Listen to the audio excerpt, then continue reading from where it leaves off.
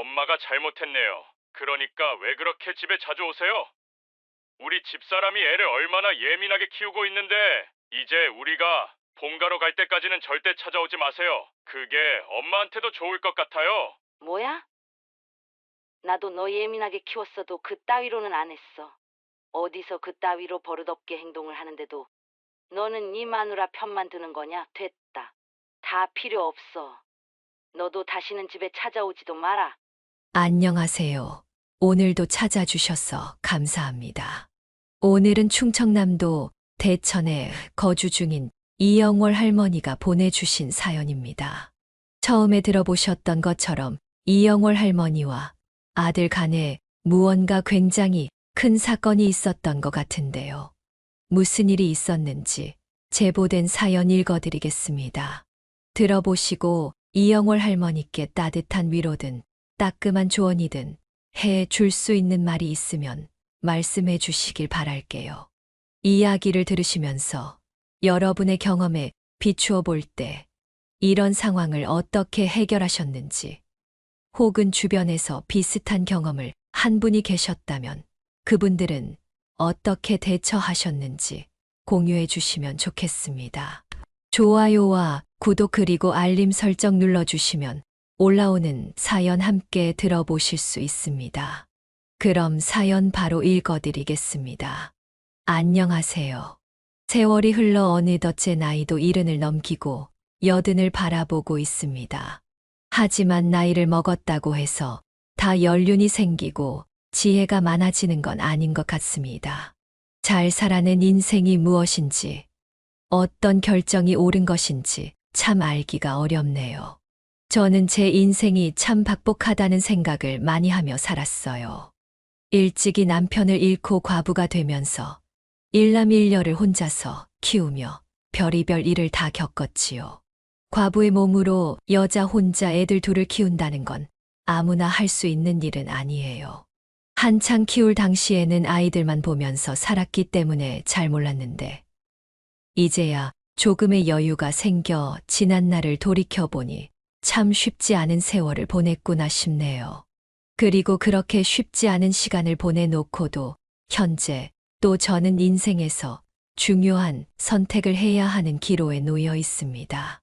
고민이 많이 되고 어떤 것이 과연 옳은 것인가 사연을 함께 듣는 분들의 생각을 듣고 싶어서 글을 적게 되었어요. 저는 늦게서야 남편을 만나 20대 후반이 되어 결혼을 했습니다. 제 또래 중에서는 한참 늦게 시집을 가게 되는 상황이었죠. 그래도 다행히 좋은 남편을 만나 거의 10년 가까이 행복하게 잘 살았습니다. 결혼 후 아이가 바로 생겨 첫째 아들을 낳았고 2년 뒤에 둘째 딸을 낳았습니다. 그 후로 남편과 열심히 돈을 벌어 우리 네 식구가 여유롭게 살 수 있는 집으로 이사를 갔어요. 거기까지도 참 좋았네요. 하지만 그때 저희 삶에 첫 번째 비극이 찾아왔습니다. 첫째가 9살이 되고 둘째가 7살이 되던 해 남편이 갑작스럽게 교통사고로 세상을 떠나게 되었거든요. 그땐 정말 참으로 막막했어요. 그 당시 남편은 회사를 다니고 있었고 저는 집에서 아이들을 키우며 소소한 부업거리를 하고 있었는데 남편이 일을 마치고 집으로 돌아오던 중 건너편에서 중앙선을 침범해 달려오던 차량과 부딪혀 그 자리에서 숨을 거두게 되었고 저는 그 길로 순식간에 과부가 되면서 아이 둘을 책임지게 되었습니다. 그 당시 너무나도 처참한 현실 속에서 남편의 장례를 치르면서 아이들을 붙잡고 얼마나 울었는지 몰라요. 아이들은 어려서 영문도 모른 채 저를 따라 울었고 저는 이 어린 새끼들을 어떻게 감당해야 하나 싶어 모든 것이 두렵고 무서웠습니다. 주변에서는 39세의 어린 나이에 과부가 되었다 보니 재혼을 하라는 소리도 있었어요. 그럼에도 불구하고 저는 아니었어요. 아이들에게 혼란을 주고 싶지 않았거든요. 그래서 조금 무리가 되더라도 저는 악착같이 버텨서 저희 아들과 딸을 잘 키우기 위해서 노력했어요. 하지만 역시나 세상은 녹록치 않더군요.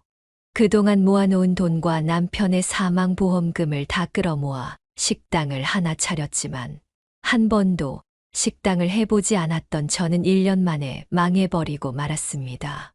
한 푼이라도 더 벌려고 뭣도 모르고 시작했다가 큰 낭패를 보고 만 것이었죠.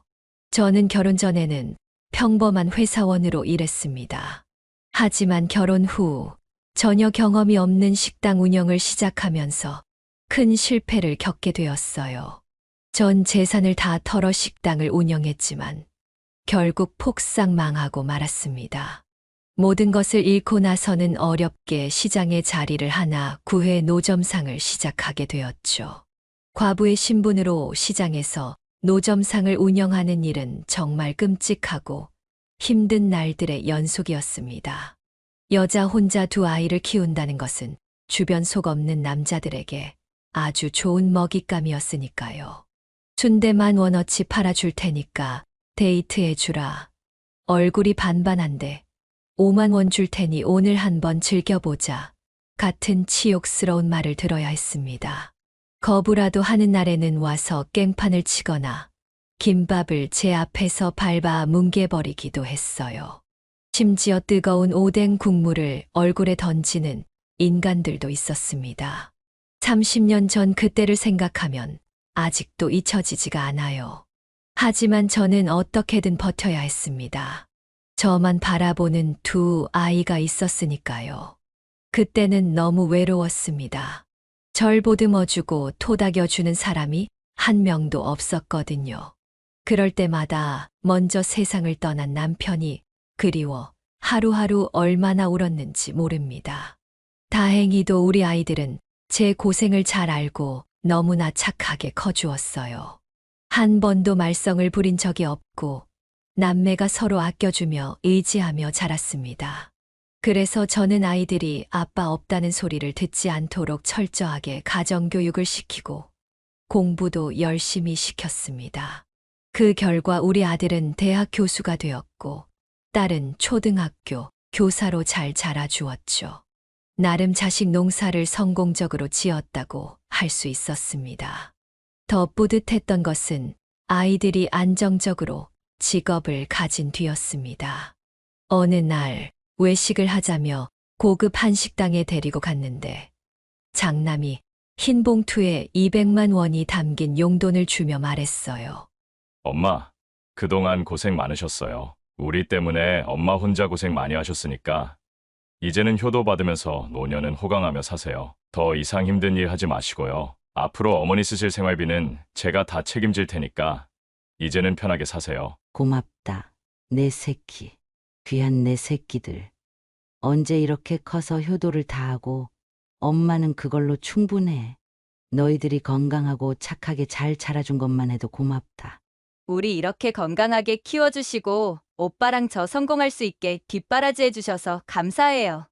앞으로 우리가 평생 효도할 테니까 엄마는 행복하게만 지내세요. 마지막 딸의 소리에 저는 더 감동의 눈물을 흘릴 수밖에 없었습니다. 평생을 두 자식만 바라보고 산 저의 노력이 전부 다 보상받는 듯해서 너무나도 기쁘고 후련했어요. 이 행복이 영원할 것만 같았죠. 그리고 그 당시에는 저도 홀로 30년 동안 아이들을 키우면서 노점상, 식당 서빙, 건물 청소 등 남들이 잘하지 않는 일을 이 악물고 다 했어요. 누구보다 열심히 일했었죠. 그러다 보니 나중에는 제 명의의 자그마한 땅도 가지고 있었고 4억짜리 아파트도 한 채 갖게 되었어요. 그 덕분에 자식들도 이제 다 안정적인 직업을 갖게 됐으니 안정적인 생활을 할 수 있을 거고 저도 늙어가지만 굳이 자식들에게 돈으로 부담 주지 않아도 되는 상황이었어요. 이제는 자식들이 결혼하면 손주들에게 용돈이나 주며 노후를 살 수 있게 된 거죠. 하지만 저의 이 행복은 장남이 결혼을 하면서부터 점점 무너지기 시작했습니다. 제 아이들은 어느새 나이가 차서 결혼 정년기가 되었는데 그때 마침 첫째 아들이 결혼할 여자를 저에게 데리고 왔어요. 같은 대학교에서 만났다고 하더군요. 그런데 아무리 좋게 보려고 해도 하는 행동 하나하나가 마음에 들지 않더라고요. 처음부터 참눈에 거슬리는 짓을 많이 하는 겁니다. 우리 집에 처음 저를 만나러 와서는 저를 보자마자 인사도 하는 둥 마는 둥 하더라고요. 저는 뭔가 싶어 일단은 말을 걸어봤죠. 아가씨, 만나기 전에 우리 아들한테 이야기 많이 들었어요. 우리 아들 학교에서 부교수로 있다고 들었네요. 아, 네, 맞아요. 우리 아들이 학교에서는 잘 해주던가요? 네. 잘해주지 않으면 이렇게 인사 오지도 않았겠죠? 낯을 많이 가리는 성격일 수도 있어. 좀 편해지면 그쪽에서도 편안하게 대하지 않을까 싶었거든요. 너무나도 당돌한 대답과 단답형의 말투에 당황스러웠어요. 저는 이 친구가 진짜 내 아들과 결혼할 마음은 있는 건가 싶었습니다. 그렇지 않고서야 제 시어머니가 될 사람에게 이렇게 성의 없게 대할 순 없으니까요. 게다가 이 여자의 황당한 태도는 거기에서 끝이 아니었어요. 갑작스럽게 제가 얘기하고 있는 도중에 본인에게 걸려온 전화를 아무런 양해도 구하지 않고 당연스럽게 받질 않나. 아들이 화장실 간 사이에 제 앞에서 대놓고 화장을 고치는 등 버릇없는 행동들을 계속해서 했습니다. 저는 더 얘기해 볼 가치도 없어 그날 집에 가서는 아들의 결혼을 반대했어요. 이 결혼 절대 못한다. 그렇게 버르장머리 없는 애를 어디서 만난 거야? 난 절대 찬성 못해. 헤어져, 당장. 엄마, 어떻게 한번 보고 그렇게 아니라고 하세요. 걔가 어른들한테 사근사근하게 못해서 그렇지. 나쁜 애는 아니에요. 게다가 제가 정말 좋아하는 사람이라고요. 저 걔 없으면 안 돼요. 제발 결혼 허락해 주세요. 아들은 저희 반대에 간절하게 이야기를 했지만 저는 첫인상이 더 볼 것도 없이 너무 안 좋았기 때문에 결혼을 계속해서 반대했습니다. 하지만 자식 이기는 부모 없다고 평생을 저에게 애원해 본 적이 없는 의젓한 첫째 아들이 포기를 모르고 그 여자와 결혼을 한다기에 저도 결국에는 허락을 해주고 말았어요. 그리고 그 선택을 저는 평생 두고두고 후회했습니다.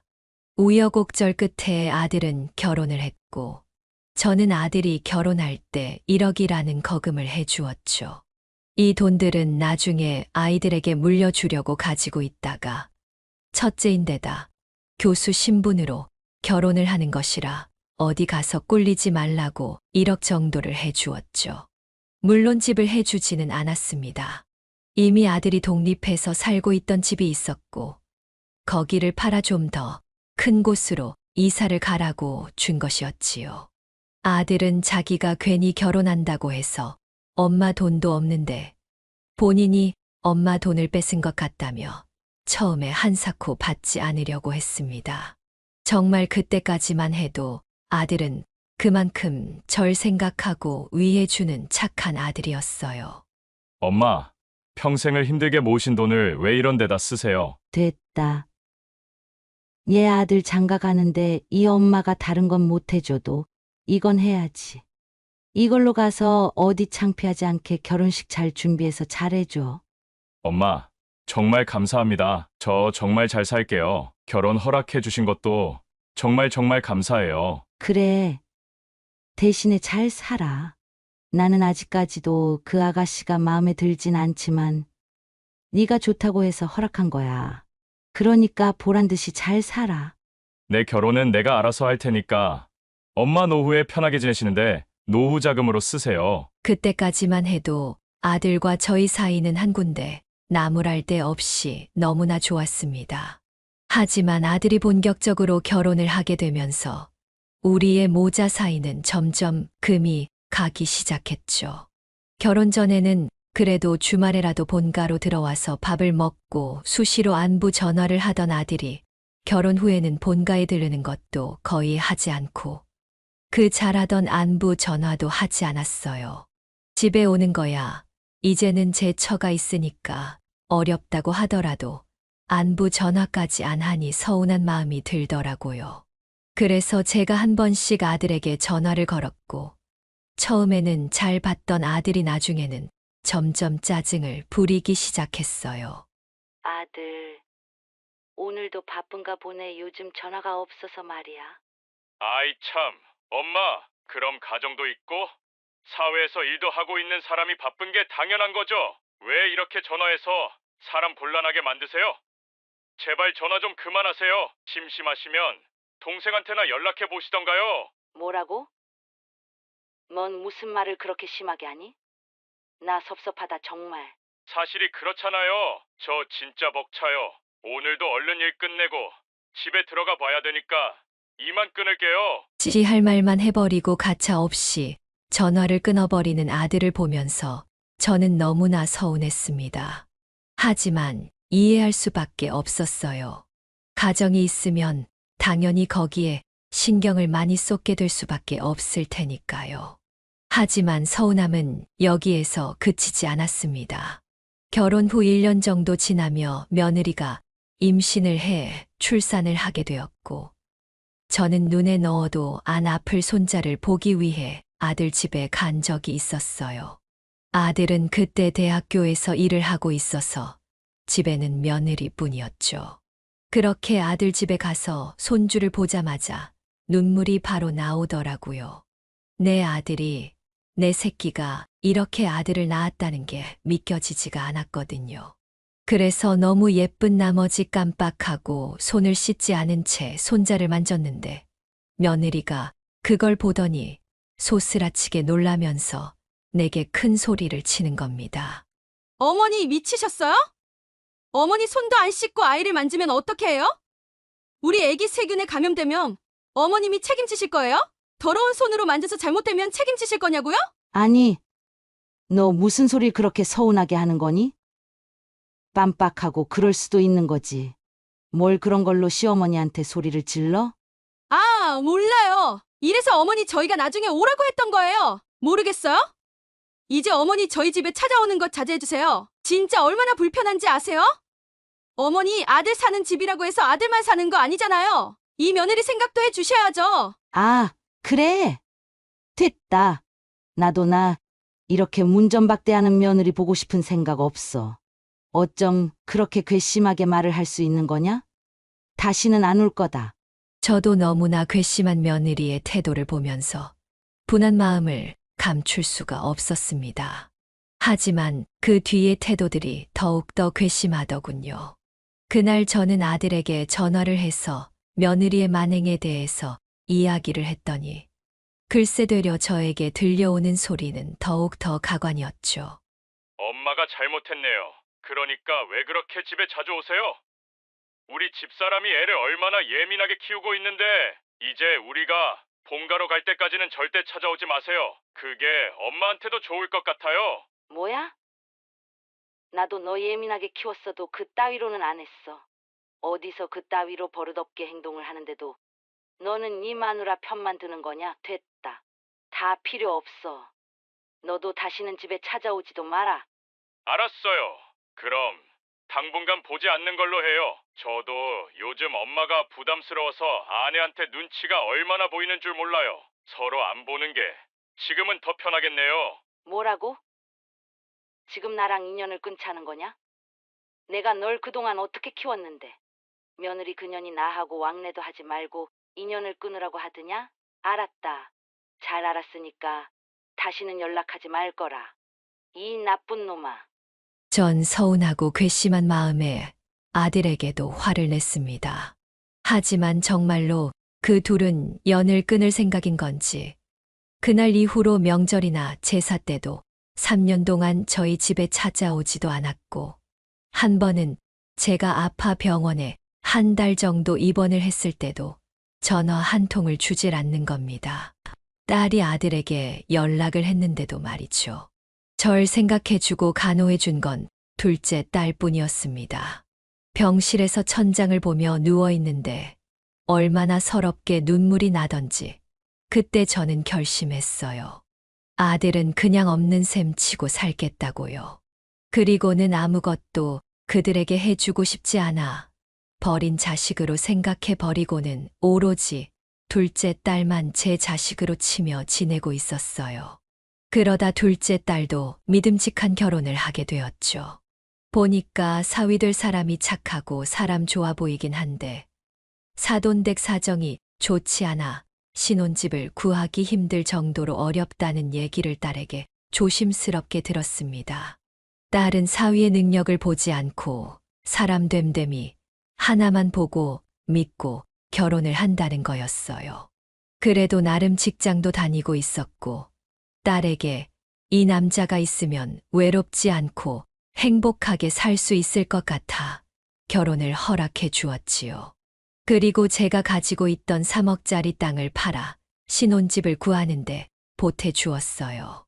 물론 사위가 착하고 좋다고는 하지만 나중에는 어떻게 될지 모르니 아파트 명의는 딸의 이름으로 하는 조건으로 주게 되었습니다. 그 이야기를 전 아들에게도 흘렸습니다. 문자를 보내서 딸한테 땅을 팔아 신혼집을 얻어줬고 내가 사는 집도 내가 죽으면 사위에게 기부하거나 딸한테 전부 줄 거라고요. 제가 왜 굳이 아들에게 연락을 했는 줄 아시나요? 아들이 몇 달 전부터 제가 전화를 안 받으니까 문자가 와서는 갑자기 처갓집에 안 좋은 일이 생겨 본인이 좀 도와줘야겠다면서 5천만 원을 도와달라고 부탁을 하는 겁니다. 그래서 전 당연히 너 같은 놈에게 줄 돈도 없는데 내가 니네 처갓집까지 도와줘야 되는 거냐며 다시는 연락하지 말라고 한 적이 있었어요. 참 황당하더군요. 제가 힘들게 30년 동안 모아온 돈을 지 마누라 친정집을 도와준다며 5천만 원을 내놓으라니. 아들은 제가 땅에 있었다는 걸 알고 있었고 당연히 아들이니까 도와줄 거라 생각했나 보네요. 그동안 한 번도 연락도 없고 아프다고 해도 찾지도 않던 놈이 보니 필요하니 그제서야 찾는 걸 보고서는 이렇게 혀를 찰 수밖에 없었습니다. 그래서 제가 더 이상 너한테 줄 돈 없으니 돈 같은 거 바라지 말라고 연락을 했던 거였죠.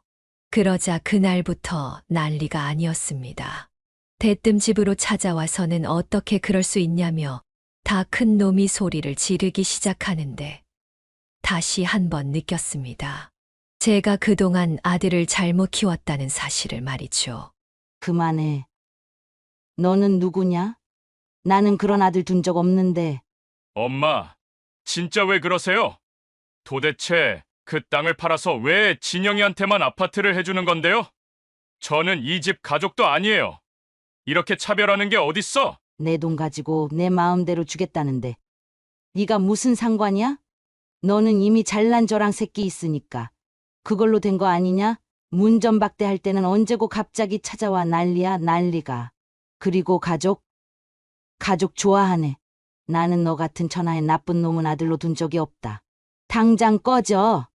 엄마, 진짜 왜 그러세요? 이렇게 자기 자식을 내팽개칠 수가 있어요. 그럼 나 이 집 담보로 대출 받아서 1억만 주세요. 그럼 더 이상 아무것도 바라지 않을게요. 정말 제가 돈이 필요해서 그래요. 뭐? 대출? 미쳤냐고. 그리고 너는 돈 필요할 때만 가족이고 엄마냐? 평생을 키워준 은혜도 모르고 고작 몇 년 같이 산 여편네 때문에 어미를 버렸는데 내가 널 어떻게 키웠는지 알아? 애비 없는 소리 듣게 하고 싶지 않아서 내 모든 걸 포기하면서 악착같이 키웠다. 이놈아, 당장 꺼져. 내 마음속에서 널 지운 지 오래다. 저는 아들이 돈 때문에 절 찾아온 것을 알고는 더욱더 화가 나서 집 안으로 들어가 소금을 잔뜩 가지고 나와서는 아들 녀석에게 뿌려버렸어요. 그리고는 다시는 찾아오지 말라고 하며 쫓아버렸죠. 생각하면 생각할수록 아들 녀석이 괘씸했어요. 아들 녀석은 제가 살고 있는 집까지 넘보며 자신에게 재산을 물려달라고 생떼를 부리기 시작하더군요. 그리고 포기를 모르는 아들 녀석은 계속해서 저희 집에 찾아왔고요. 엄마, 잘못했어요. 제가 생각이 짧았습니다. 집사람도 많이 반성하고 있어요. 그러니까 1억만 주시면 이제 찾아오지도 않고 더 이상 이걸로 말씀 안 드린다고요. 그러면 되잖아요. 아들은 끝까지 돈에 눈이 멀어 1억만 대출받아서 달라고 하더군요. 그놈의 돈이 뭔지 제 아들은 완전히 눈이 먼 미친놈으로 보였습니다. 그 다음부터 아들은 무작정 떼를 쓰면 안 되는 걸 알았는지 갑자기 태도가 돌변하기 시작하더군요. 전에 없던 아부를 하기 시작하더니 하루가 멀다 하고 아기를 데리고 집으로 찾아왔습니다. 엄마, 할머니 손자가 보고 싶어 하는데 문 안 열어주실 거예요? 엄마, 손자 감기 걸리겠어요. 혼자 와서 안 되니까 이번에는 손자까지 데리고 와서 아양을 떠는 자식 새끼는 더 꼴 보기도 싫었어요. 그래서 저는 계속해서 문전박대를 했고 나중에는 아들의 연락처도 차단하고 문도 열어주지 않았어요. 그러다 보니 한동안은 7개월 동안 모든 걸 포기했는지 연락도 안 오더라고요. 그렇게 전 이제는 포기했나 보구나라는 생각을 하며 운동도 다니며 일상생활을 하며 지내오고 있었습니다. 그런데 어느 날 모르는 번호로 전화가 오더군요. 여보세요? 엄마, 저예요. 뭐냐? 이번엔 아주 핸드폰 번호까지 바꿔서 전화하는 건 무슨 경우야? 그렇게 말을 했더니 아들은 한동안 아무 말도 하지 않고 울고만 있더군요. 너 지금 우는 거냐? 이제 네가 울든지 말든지 상관없고 전화한 이유가 뭔데? 할 말 없으면 끊는다. 엄마, 끊지 마세요. 저 지금 너무 힘들어요. 죽을 만큼 힘들다고요. 저 사기당했어요. 사기당한 거나 마찬가지라고요. 뭐? 갑자기 사기란 게 무슨 뚱딴지 같은 소리야? 사업하는 처가 되기 힘들어서 아파트 담보로 대출받아 6개월만 쓴다고 해서 도와줬는데 지금은 나 몰라라 하고 있어요. 이자도 갚을 생각도 않고 알아서 하라는 식으로 나오고 있다고요. 그 덕분에 대출 이자 갚느라 정말 죽을 것만 같아요. 그래서 나보고 어쩌라고? 그러게 누가 너 보고 그놈의 집안 도와달라고 하든? 그저 집 마누라 꼬임에 넘어가서 그 돈을 갖다 바쳐? 보나마나 뻔하다 이놈아.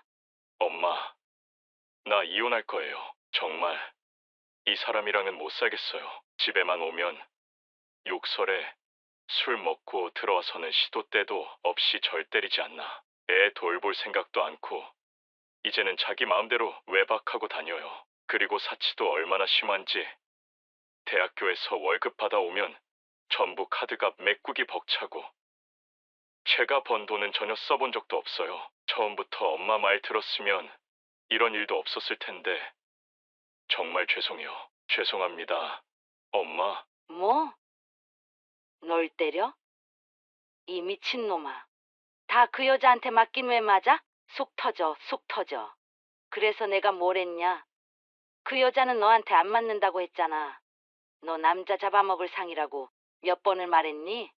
알아요. 저도 그동안 말은 안 했지만 집사람이 성격이 보통 아니었어요. 엄마도 그건 아시잖아요. 툭하면 성질 내는 건 기본인데 스트레스가 심한지 툭하면 싸움 걸어오고 싸우기라도 하면 온갖 집안 물건은 다 집어 던지는데 이제는 절 때리기까지 하더라고요.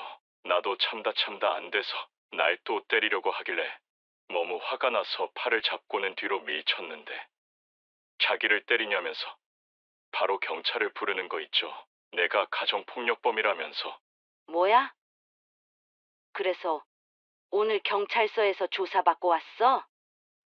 네, 경찰도 제가 남자라니 제 말을 믿어주지도 않고 신고, 당사자인 아내만 감싸려고 하더라고요. 그것 때문에 오늘은 경찰들이 집에 가지 말고 오늘 하루만 다른 곳에서 지내다 들어가라고 말해서 지금 모텔에서 혼자 이렇게 있어요. 어디 갈 데도 없고요. 속 터진다. 속 터져. 그래서 어떻게 할 건데? 오늘 이혼하자고 말했어요. 그랬더니 이혼할 거면 애 새끼도 나보고 키우라네요. 혼자 즐기면서 살고 싶다나요. 전 정말 이렇게 사악하고 정신 나간 여자라는 건 정말 몰랐어요. 엄마, 정말 죄송합니다. 이런 여자 때문에 눈이 멀어 엄마에게 함부로 행동하고 아들로서 무례하게 굴었던 거 이렇게 용서를 빌게요. 엄마가 저 용서 안 받아주셔도 좋아요. 그만큼 제가 엄마에게 실망을 안겨드렸으니까 저 이해해요.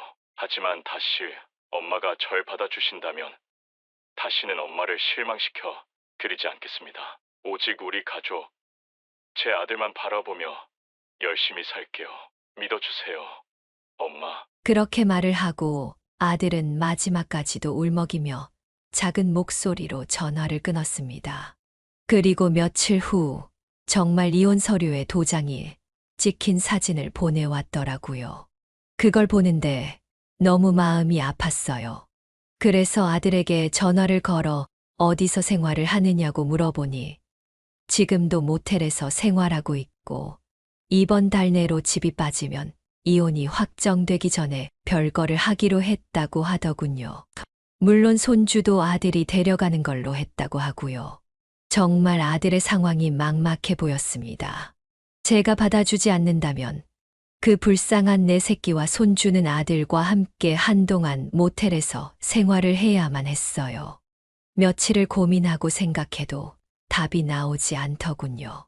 분명한 사실은 이번에는 악어의 눈물이 아닌 진심으로 자신을 반성하며 다시 새 인생을 살고 싶다는 모습이 강해 보이긴 했습니다. 그래서 이렇게 제가 사연을 보낸 이유이기도 합니다.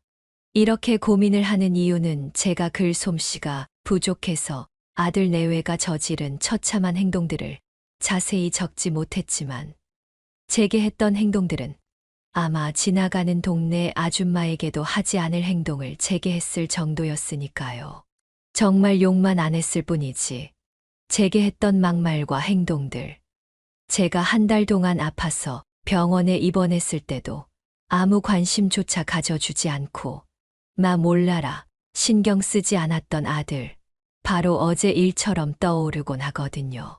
그래도 손주를 봐서라도 마지막 한 번만 용서해 달라고 하는데 제 마음이 쉽게 열리지 않는 걸 보면 이 노인네가 아들에게 받았던 상처가 크게 남아있던 것 같습니다. 여러분들, 제가 어떻게 하면 좋을까요? 다시 예전의 아들을 사람으로 만들어 그래도 자식이니 보듬어주고 안아줘야 할까요? 아니면 냉정하게 아들을 제 가슴 속에서 지우는 게 나을까요? 여러분의 현명한 의견 주시면 참고해서 결정하도록 하겠습니다. 아무쪼록 오늘따라 날씨가 무척 따뜻하네요. 이렇게 따뜻할 때면 마음도 따뜻해야 하는데 하루하루가 가슴 시리고 춥기만 하네요. 여러분들은 저처럼 마음에 추운 겨울 맞이하지 마시고 가족분들과 따뜻하고 평화가 가득하시길 바라겠습니다. 감사합니다. 여기까지가 이영월 할머니의 사연인데요. 여러분은 어떻게 들으셨나요? 여기에는 또 인생 선배님들이 많이 계시기에 사연을 제보해 주셨다고 하네요. 구독자 선생님들이 조언을 해주시기 전 제가 영상에서 한마디 이영월 할머니께 말씀드려보자면 충분히 할머니께서 하시는 행동이 이해가 갑니다. 영상에서 다른 말씀을 드리진 못했지만 얼마나 서운하고 얼마나 속상하셨습니까? 그럼에도 저는 아들을 보듬어 주시고 용서해 주시는 게 어떨까 생각이 듭니다. 물론 아드님도 직업이 있으시니 금전적으로 도움을 주시기보다는 정서적으로 안정적인 도움을 주시는 게 할머니와 아드님의 관계에 더 도움이 될 거라고 생각됩니다. 여러분의 생각은 어떠신가요? 같이 댓글로 의견 나누어 보았으면 합니다. 이영월 할머니의 영상이 주는 교훈이 유익하시다면 좋아요와 구독, 그리고 다른 지인에게 공유 부탁드리며 저는 그럼 다음 사연에서 뵙겠습니다.